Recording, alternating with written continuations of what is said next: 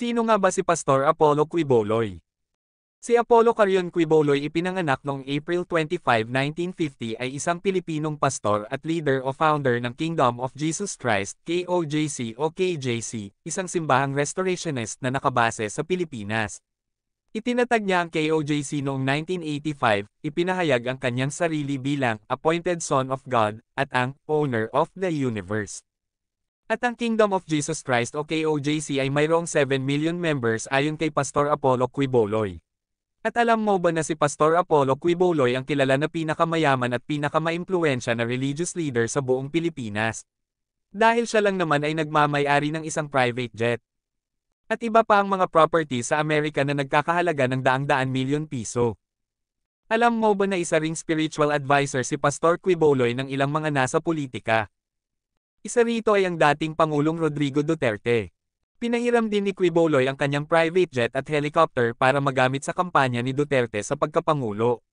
Nagsilbi rin si Quiboloy bilang spiritual advisor ni Duterte noong panahon ng kanyang pagkapangulo. Alam mo ba na ang KOJC na pinamumunuan ni Pastor Quiboloy ay nagpapagawa ng isang malaking arena?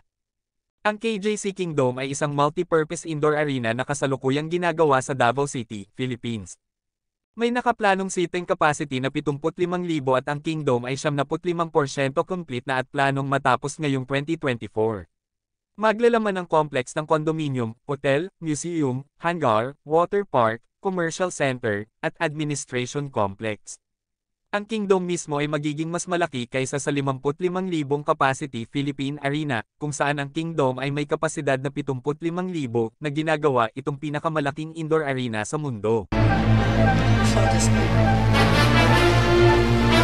At alam mo ba na ang KOJC ay meron din isang napakalaking compound na mayroong 30 hectares?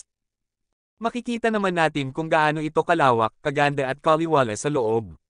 Dito na din sa loob nito matatagpuan ang kanilang church. At iba pang mga classrooms at iba pang mga facilities. Dito nga rin sa loob matatagpuan ang pinakamalaking arena sa buong Pilipinas o ang Kingdom. Sa sobrang yaman ng compound na ito ay meron elevator sa mga building. Talaga naman magugulat ka dahil sa nakakalulang lawak ng KOJC compound. Meron din basketball court. Meron din itong malaking kantin sa loob. At college schools na Jose Maria Colleges. Ikaw nagulat ka din ba? Sa tingin mo, bakit gano'n na lamang kayaman si Pastor Apollo Quiboloy? Saan nga kaya galing ang limpak-limpak niyang salapi upang makapagpandar ng madami at mamahalin properties?